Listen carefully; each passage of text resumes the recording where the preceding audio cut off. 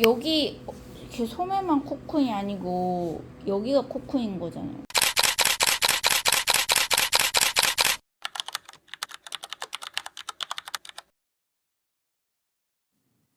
안녕하세요. 패션 디자인과를 졸업하고 지금까지 여러 방식으로 패션 일을 해오고 있는 관습별입니다. 제가 존경하는 김생자 교수님께서 후배들에게 현실적인 이야기를 해주면 좋겠다고 부탁을 해주셔서 이 영상을 찍게 되었어요. 사실 저는 성공한 사람도 아니고 엄청난 타이틀이 있는 사람도 아니라서 처음에는 손사래를 쳤는데요. 그렇기 때문에 더 현실감 있는 조언을 해줄 수 있을 거라는 말씀에 용기를 내어 이 영상을 찍게 됐습니다. 회사 디자이너로도 일했었고, 동대문 프리랜서 디자이너로도 일했었고, 직접 브랜드를 운영해 보기도 했고, 해외로 나가 새로운 도전도 해봤습니다. 오히려 그래서 지금 이 이야기를 할 수 있다고 생각해요. 저는 아주 평범하게 흔들렸고, 엄청 헤맸고, 그러면서도 10여 년 동안 패션이라는 울타리 안에서 계속 존재했던 사람입니다. 그래서 오늘은 멋진 성공담보다는 패션의 발은 디뎠는데 앞으로 어떻게 살아가야 할지 모르겠는 사람의 이야기를 해보려고 합니다. 아마 지금의 여러분이랑 가장 비슷한 사람의 이야기일 수도 있어요.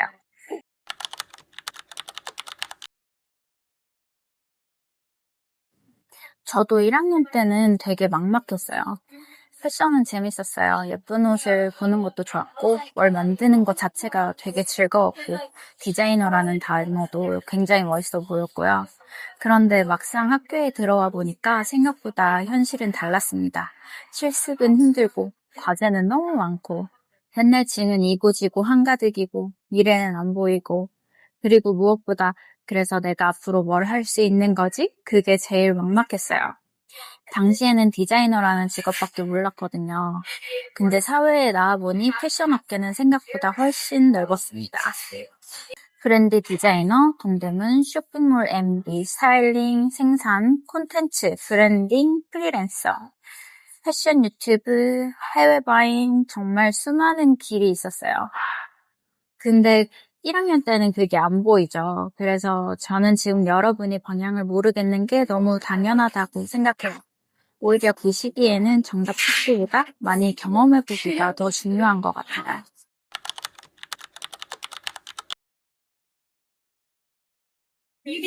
대학교를 다니다 보면 이런 생각이 들죠. 내가 왜 학교를 다녀야 하지? 저도 진짜 많이 했어요.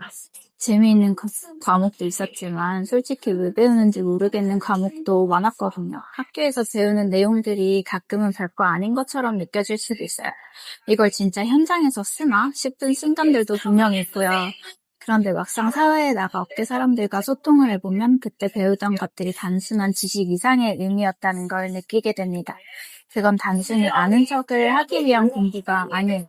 업계 사람들과 함께 일하기 위한 기본 바탕, 그리고 소통의 언어를 배우는 과정에 더 가깝다고 생각합니다. 패션 업계도 은근히 공통된 흐름과 감각, 말하는 방식들이 있어요. 왜 이거 조금 돼 있어? 살짝 오마지죠? 직선이 아니야. 이렇게 맞아. 네. 근데 그럴 필요 없을 것 같기도 하고. 그렇죠? 또 뚱뚱해 보이거나 뭐 그렇게 헛것없이 이거 완전히 좀 나타나는 거. 잔잔하게 이렇게 박아야 되는데. 근데 이 바느질이 지금 작살인데 원단 때문에 그러나? 아니면 이렇게 바느질을 하고 시작해서 이렇게 잡아주던가. 원단이나 핏, 실루엣, 공정 이야기부터 작업을 주고받는 방식까지 결국 그런 기본적인 이해가 있어야 대화가 자연스럽게 이어지고 함께 일할 때도 훨씬 수월해지더라고요. 어떻게 보면 학교는 그런 업계의 기본 매너와 톤을 익히는 곳 같아요. 완벽한 디자이너를 만드는 곳이라기보다는 같은 업계 사람들과 호흡할 수 있는 기본 감각을 만들어주는 공간에 가까운 거죠. 혼자만 전혀 다른 언어를 쓰는 느낌이 들면 괜히 위축되기도 하잖아요. 그래서 지금 배우는 과정들이 당장은 와닿지 않더라도 결국 나중에는 분명 도움이 되는 순간들이 온다고 생각합니다.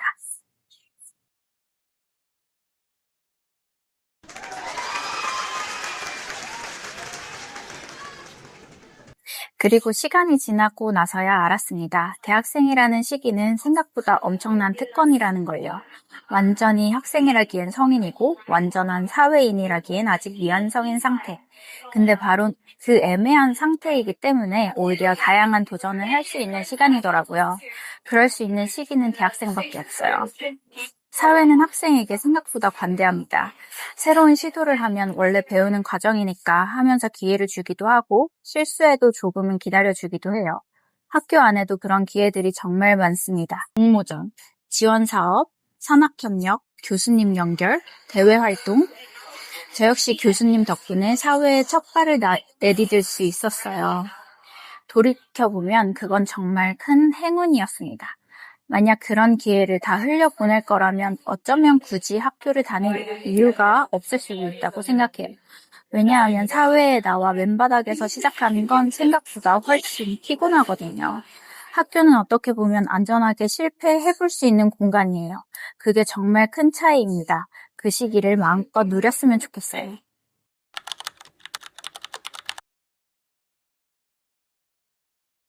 대학생 때 꼭 해봤으면 좋겠는 경험 중 하나는 좋은 옷을 정말 많이 보는 거예요. 사실 학생 때는 비싼 옷을 마음껏 사기 쉽지 않잖아요. 그런데 많이 보는 것은 가능합니다. 저는 그게 정말 중요하다고 생각해요.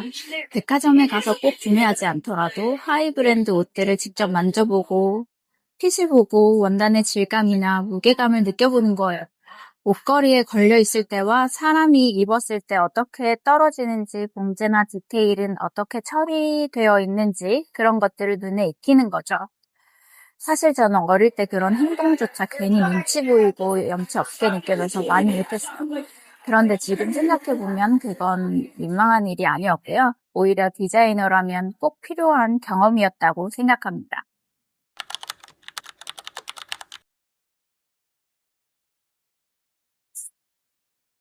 예전에 코엑스 안에 있는 편집샵에서 단기 판매 아르바이트를 한 적이 있었는데 그 경험도 정말 재미있고 많이 배웠어요.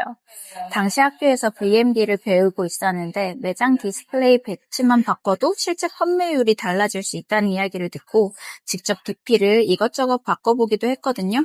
고객들을 응대하면서 어떤 옷에 사람들이 끌리는지, 어떤 부분에서 고민을 하는지 직접 보는 것도 굉장히 흥미로웠어요. 그리고 판매가 하루하루 실제로 올라가는 걸 보면서 꽤 큰 쾌감도 느꼈습니다. 나중에는 기간 연장 제안까지 받았던 기억이 있어요. 그 이후에는 명품 렌탈샵에서도 아르바이트를 했는데 지금 돌이켜보면 그 경험이 디자이너 생활에 정말 큰 도움이 됐어요. 단순히 예쁜 옷을 보는 게 아니라 실제로 오래 사용된 옷들을 가까이서 볼 수 있었거든요. 어떤 원단은 시간이 지나도 형태가 무너지지 않는지, 어떤 소재는 쉽게 해지는지, 어떤 부분이 약해지는지, 실제 착용과 시간의 흔적이 옷에 어떻게 남는지를 많이 보고 느낄 수 있었어요. 그런 경험들은 책이나 인터넷만으로는 배우기 어려운 감각이었던 것 같아요. 그래서 저는 아르바이트를 하게 된다면 아주 작은 일이더라도 패션과 관련된 일을 꼭 한번 경험해 보라고 말하고 싶어요. 판매든 매장 정리든 피팅 보조든 쇼룸이든 뭐든 괜찮아요. 생각보다 현장에서 배우는 것들이 정말 많고 그런 경험들이 결국 자기 감각의 재료가 된다고 생각합니다. 특히 같은 분야의 아르바이트는 생각보다 훨씬 가치가 커요. 단순히 돈을 버는 걸 넘어서 그 업계가 어떻게 돌아가는지 생태계를 직접 보게 되거든요. 패션 업계가 특유의 빠른 속도감이 있잖아요. 그리고 정스러워도 가끔씩은 날카로운 분위기들, 소통 방식 같은 것도 실제로 겪어보게 되고요. 그리고 그런 경험들을 통해서 내가 이 일과 잘 맞는 사람인지 생각보다 빨리 알 수 있어요. 막연하게 상상만 하는 것과 실제로 부딪혀 보는 건 정말 다르니까요. 그래서 저는 대학생 때 할 수 있는 안전한 도전을 많이 해봤으면 좋겠어요. 실패해도 다시 돌아올 학교가 있고 물어볼 교수님이 있고 아직 학생이라는 울타리가 있다는 건 생각보다 큰 힘이 됩니다.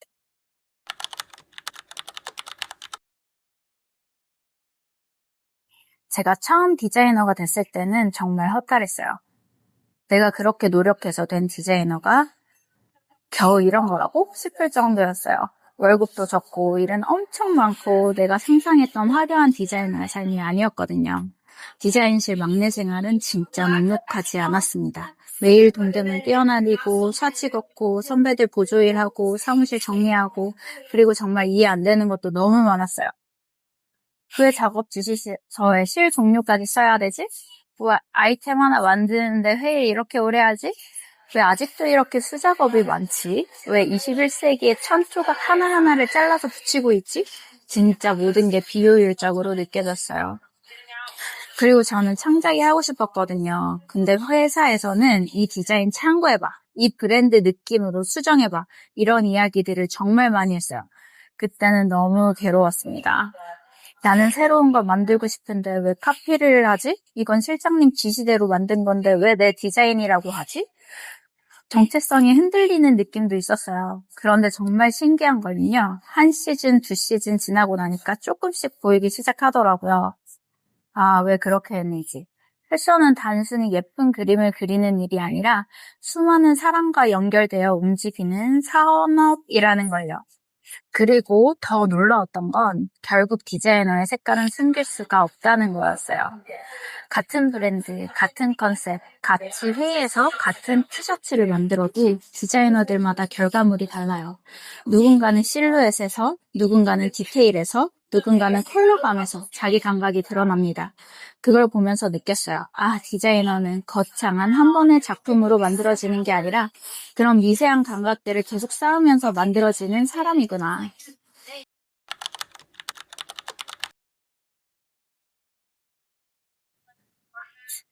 그러다가 결국 저는 제 브랜드를 만들고 싶어졌어요. 중간중간 여력이 있을 때마다 했습니다. 지원 사업도 넣고 박람회도 나가고 직접 공장을 찾아다니고 샘플도 만들었습니다. 그때는 정말 살아있는 기분이었어요. 한 걸음 내디딜 때마다 심장박동이 느껴지는 기분이었습니다. 내가 고민해서 만든 디자인이 실제로 제품이 되는 순간은 정말 벅찹니다. 근데 브랜드는 디자인만 잘한다고 되는 게 아니더라고요. 솔직히 디자인은 자신 있었어요. 근데 홍보, 가격 책정, 유통, 판매 구조, 숫자 감각 이런 부분들이 제가 너무 부족했습니다. 제 제품의 적정 가격이 너무 비싸게 느껴져서 결국 저는 생산가 수준으로 제품을 팔아버렸고 다음 시즌을 준비할 돈이 남아있지 않았어요. 그때 처음 깨달았습니다. 브랜드는 예술만으로 굴러가지 않는다. 그리고 혼자 모든 걸 잘할 수도 없다는 걸요. 장사 잘하는 사람들을 보면 진짜 사고방식이 달라요. 저는 디자인과 감성을 먼저 봤는데 그 사람들은 원가와 구조를 먼저 봤어요. 처음엔 되게 싫었어요. 더 좋은 거 쓰고 싶은데 이렇게까지 아껴야 하나? 결국 브랜드를 오래 유지하려면 이윤 구조를 이해해야 하더라고요. 옆에서 말해주는 것과 몸소 느끼는 것은 다릅니다. 저는 그걸 깨닫는데 거의 10년이 걸렸습니다.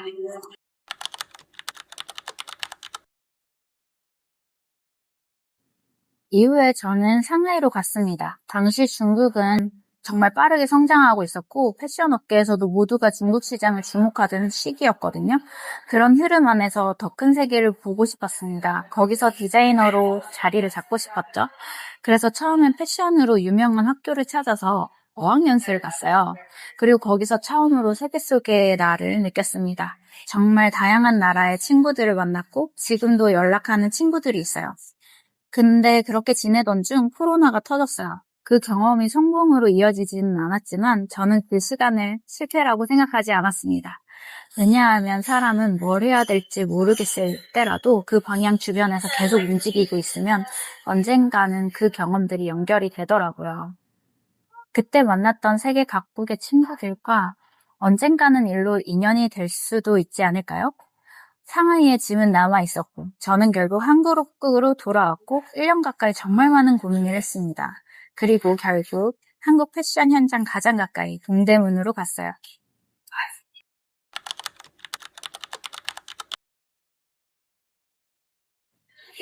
간만에 다시 일을 시작하니까 열정이 너무 차올라서 밥도 제대로 못 먹겠더라고요. 하루 종일 원단 찾고 공장 돌고 사장님들과 미팅하고 샘플 핸들링하고 하루에 2만 보씩 걷는 것도 우스웠죠. 근데 신기하게도 그 생활이 저랑 정말 잘 맞았습니다. 모든 일을 주도적으로 할 수 있다는 사실과 한 공간에 있지 않아도 된다는 것이 너무 좋았어요. 그치만 프리랜서는 출근도 없지만 퇴근도 없었습니다. 휴대폰은 하루 종일 울리고 여러 브랜드를 동시에 관리해야 되고 책임도 엄청 커요. 대신 회사 생활 때보다 훨씬 많은 돈을 벌기도 했습니다. 근데 저는 돈보다도 내가 진짜 어깨 안에서 살아 움직이고 있구나, 그 감각이 너무 좋았어요. 그리고 단가와 스피드가 무기인 이곳에서 스킬을 연마하는 느낌도 들었고요.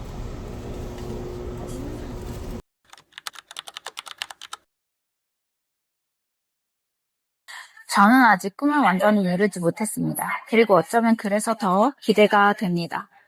저는 곧 미국으로 이민을 가요. 근데 그렇다고 패션 인생이 끝난다고 생각하지 않습니다. 지금까지 쌓아온 경험들을 바탕으로 또 다른 방식으로 패션과 연결될 수 있다고 생각해요. 패션 저널리스트가 될 수도 있고, 새로운 브랜드를 만들 수도 있고, 전혀 예상하지 못한 일을 하게 될 수도 있죠. 인생은 정말 생각지도 못한 방향으로 사람을 데려갑니다. 근데 중요한 건 그 안에서도 계속 자기 방향으로 점을 찍는 것 같아요. 저는 엄청난 성공을 한 사람도 아니지만 그래도 한 가지는 스스로 대담하게 생각해요. 포기하지 않고 계속 내 의지대로 한 곳을 향해 점을 찍어왔다는 것. 작은 경험 하나, 실패 하나, 사람 한 명, 작업 하나, 정성을 다해서 찍어왔다는 것. 그 점들은 당장 의미 없어 보여도 언젠가는 연결이 됩니다. 그러니까 여러분도 너무 조급해하지 않았으면 좋겠어요. 지금 당장 완벽하지 않아도 괜찮고 방향이 흔들려도 괜찮습니다. 중요한 건 계속 움직이는 것. 그리고 자기만의 방향으로 계속 점을 찍어가는 거예요. 언젠가는 그 점들이 이어져서 여러분만의 큰 그림이 만들어질 겁니다. 감사합니다.